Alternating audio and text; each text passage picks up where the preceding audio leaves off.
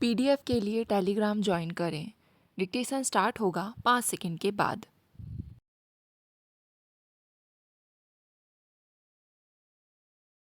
Speaker महोदय, चिकित्सा कॉलेजों का वर्तमान पाठ्यक्रम ब्रिटिश प्रणाली की देन है और इसमें व्यावहारिक शिक्षा पूरी तरह से नहीं मिल पाती। पाठ्यक्रमों का विस्तार किया जाता है और कई बार उसमें विषयों को ठूस ठूस कर भर दिया जाता है, क्योंकि चिकित्सा विज्ञान का हमारा ज्ञान दिनों दिन बढ़ता ही जा रहा है। अधिकतर विषयों पर पाठ्य पुस्तकें दुगनी हो गई हैं और कुछ तो आकार में तिगुनी भी हो गई हैं। इस प्रकार अस्पताल में वार्ड के काम, रोगियों की देखभाल तथा सेवा पर ध्यान न देकर पाठ्य पुस्तकों की ओर ध्यान जाता है, ताकि डिग्री प्राप्त करने और परीक्षा में उत्तीर्ण होने के लिए उस विषय का अध्ययन कर सकें। परंपरागत रूप से चिकित्सा शिक्षा के प्रारंभिक 1.5 वर्षों में बुनियादी विज्ञानों को शिक्षा में दिया जाता है। इस अवधि में छात्रों को रोगियों से संपर्क करने का अवसर नहीं दिया जाता है, जबकि बाद में उसे उन्हीं रोगियों को समझना और उनका उपचार करना होता है। आयुर्विज्ञान कॉलेज में प्रवेश करने वाले नए छात्रों द्वारा शरीर रचना विज्ञान और शरीर क्रिया विज्ञान विभाग में शवों, कटे फटे अंगों, मेंढकों और कुत्तों के अंगों से भरे वातावरण में पढ़ाई की शुरुआत की जाती है। अभी तक चिकित्सा की पढ़ाई के जो परंपरागत तरीके अपनाए गए हैं और हमारे देश में जिनकी नकल की गई है, वे निरर्थक सिद्ध हुए हैं। चिकित्सा कॉलेज में प्रत्येक विषय के विभाग में इस बात की कोशिश की जाती है कि पाठ्यक्रम से कुछ ही घंटों में ज़्यादा से ज़्यादा क्या पढ़ाया जा सकता है और प्रत्येक विषय के केवल कुछ पहलुओं को जो चिकित्सा के लिए लागू किए जा सकते हैं, अन्य विषयों के साथ तालमेल के बिना और असंबद्ध रूप से समग्र रूप में पढ़ाने का प्रयास किया जाता है। इसलिए हमारी वर्तमान चिकित्सा शिक्षा प्रणाली में पाठ्यक्रम से पुराने तथा अनावश्यक विषयों के काफ़ी भागों को काटने छाँटने की आवश्यकता है। समस्या यह है कि पाठ्यक्रमों के स्तर में गिरावट लाए बिना वैज्ञानिक विषयों की सभी बातों की शिक्षा देकर और अधिक संख्या में चिकित्सक तैयार करने की मांग को पूरा किया जा सके। इस उद्देश्य को प्राप्त करने के लिए पाठ्यक्रमों की न केवल गुणवत्ता और विषय की आलोचनात्मक रूप से जांच करने की आवश्यकता है, बल्कि सैद्धांतिक, चिकित्सीय और प्रयोगशाला के शिक्षण के तरीकों में परिवर्तन की आवश्यकता है।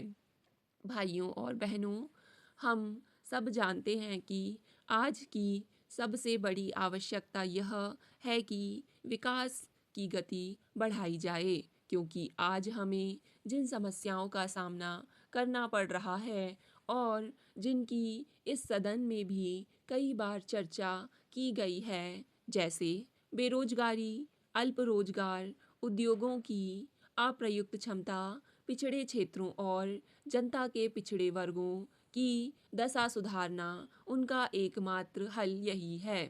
हमें विकास कार्यों पर परिव्यय बढ़ाना ही पड़ेगा और साथ ही यह भी ध्यान रखना पड़ेगा कि कीमतें उचित स्तर पर बनी रहें। प्रस्तावित योजना की एक बहुत बड़ी विशेषता यह है कि इसमें स्थिरता के साथ विकास करने की बात कही गई है। स्थिरता बनाए रखने के लिए तय किया गया है कि कृषि उत्पादन में 5% की वार्षिक वृद्धि की जाए और समीकरण भंडार या बफर स्टॉक बनाए जाएं। योजना में सभी जगह आत्मनिर्भरता पर बल दिया गया है।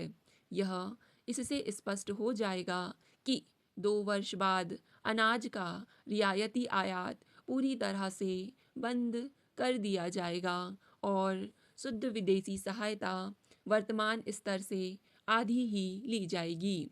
पूर्व योजना में विदेशी सहायता कुल विनियोग का 25% थी, जबकि प्रस्तावित योजना में प्रस्तावित विनियोग का यह केवल 8% होगी।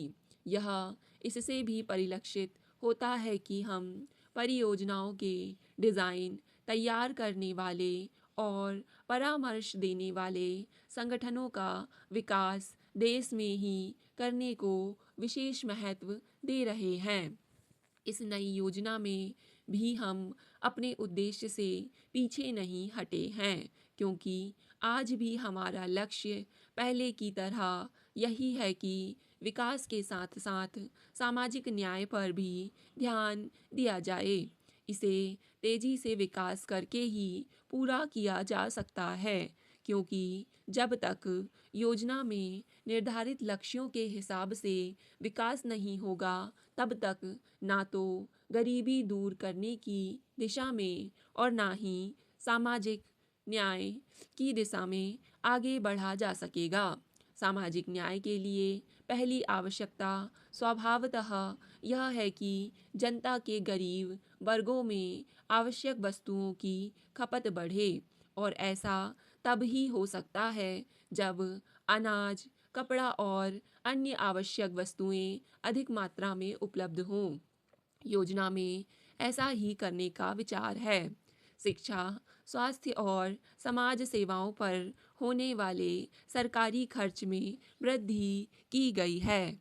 महोदय, छात्र सामाजिक चेतना को कम महत्व देते हैं। इस प्रकार व्यक्तिगत इच्छाओं और सामाजिक लक्ष्यों के बीच एक संघर्ष पैदा होता है। यह संघर्ष चिकित्सक तैयार करने की वर्तमान आकांक्षा की सबसे प्रमुख बात व्यक्तिगत विचारों और सामुदायिक आकांक्षाओं के कारण है।